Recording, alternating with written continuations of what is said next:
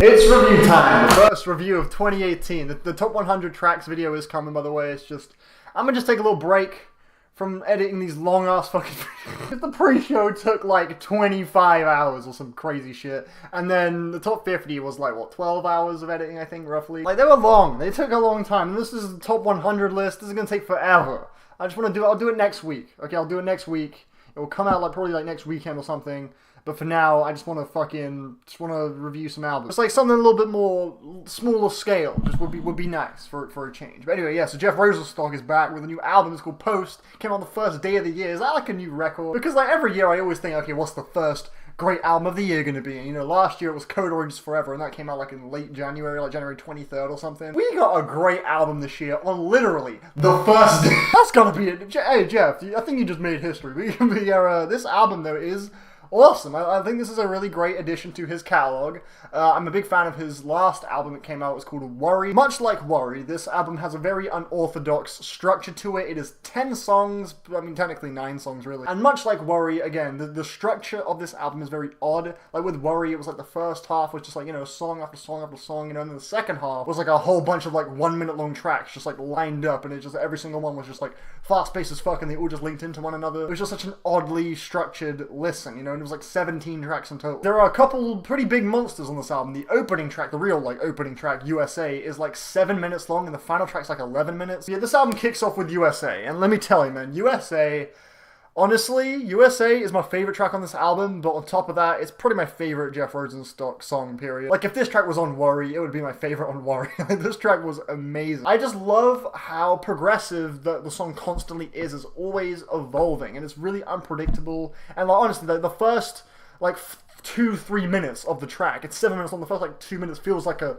full-length track. Like, he packs so much into the full 7 minute long track, it's crazy. There's a really awesome moment like around 3-4 minutes in where it just breaks down to these really dreamy, hazy synths and just puts you in a fucking trance. And then it like revs up again, this crescendo's like tired and bored and tired, and it keeps on like building. And then it breaks down to like a whole new song, it enters like a whole new phase, and then it ends off so like just explosively. It's just such an awesome, thrilling track. It's a real roller coaster. And lyrically, he seems to be sort of just kind of dissecting the mindset of the average American citizen right now. Just like the whole tired and bored mantra seems to kind of reflect the outrage everyone's sort of experiencing over in America with Trump as president, with the police brutality and shit. Like, it's a real mess right now, and everyone's kind of pissed about it, and he seems to reflect that really nicely all over the lyrics on this track. When he's saying like, just please be honest, was it you? I think maybe he's talking to the country, America as a whole. Like, I'm not sure, like, could be wrong. Overall, I love everything about the song. I think it's an explosive, amazing track, and the next track after it, Your Throat, is fucking brilliant. It's like 2 minutes long, this one. It's a lot more shorter, more bite-sized, but it's equally as explosive, and I love the way his voice is like straining on this track. He's like, I can't do anything. Like,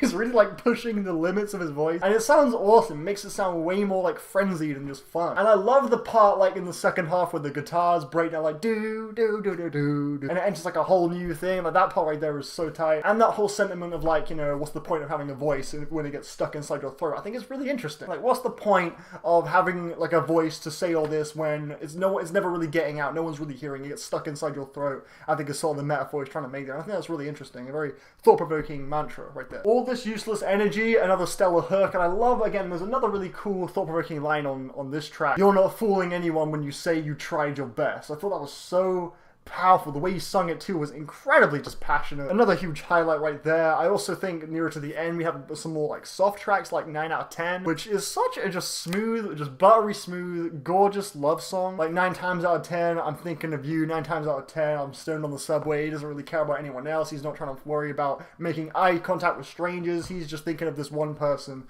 that means a lot to him. It's just a beautiful track, and the instrumental was way just hazier than you would typically expect. There are some synths just laid throughout the song that sound just lovely. Overall, it's just such a just inviting, heartwarming, and gorgeous track. Melba would be the only track I'm not 100% sold on. It's not a bad song. Like, in contrast with the album, I never skip it or anything, but it doesn't really offer anything that the other tracks don't musically. And the whole, like, I mean, the song is all about like reminiscing about a time where you could just like start over. Like on this song, he's talking about the place Melbourne, and so we could go back there and just start over, you know, just toying around with the idea of starting fresh. So I do appreciate the introspection he brings on this song, but musically it's just kind of a standard track in the grand scheme of things. There's also Beating My Head Against the Wall. Didn't really do much for me at first, but then when I kind of just actually paid attention to it, like, you know, the first couple listens I was just kind of letting it play. It was like 1 minute long, and it came right after the song Melba. I was like, okay, this is the part of the album where I can just kind of zone out. 9 out of 10 again, being very like kind of just buttery and smooth. I was just like, yeah, let's just let this shit play. But like on the third or fourth listen, I started to really pay attention to this track, Beating My Head Against the Wall, and it just made me fucking laugh, dude. Like, he's talking about having a conversation with someone who just has no interest in listening to you. He says, like, on the track, I'm trying to give you the courtesy of listening, but you just want to just give your opinion, and just like, you're just talking about this crazy shit he just doesn't care about. It feels like he's beating his head against the wall just talking to this guy. Essentially just depicting a conversation with a real dick. And it's just kind of hilarious. And then we have the final track, Let Them Win, which is pretty cool. It's a very anthemic finish about just not letting the government ruin your life. At first I thought he was talking about like haters. We're not gonna let the haters win, but it seemed a little bit petty to make a song this epic about haters. So I was like, you know, no, he's talking about like government controlling, I guess, people. Just like, don't let them win, don't let the laws and all this and put you down and stop you from doing what you want to do. You're not gonna let them control your individual life. You're you, bro. Just don't let them win, do you. And that's sort of the ending sentiment of this album. That's the final note this album leaves on. My only problem with this track is the ending, the last like 4 minutes. It just kind of divulges into this weird, like, synthy ambient soundscape by the end. And it goes on for, like, 3-4 minutes, and it just seems a little bit, I don't know, indulgent. Just a little. I don't know, it just seemed unnecessary to me. And overall, I had a really great time listening to it. It's a really nice album. I think it's about on par with Worry. I'm feeling an 8. Nice way to kick off the year. Thank you, Jeff, for this wonderful pop-punk album. I really recommend checking it out. It's pretty fucking dope. And yeah, that's my review of Post by Jeff Rosenstock. Bye.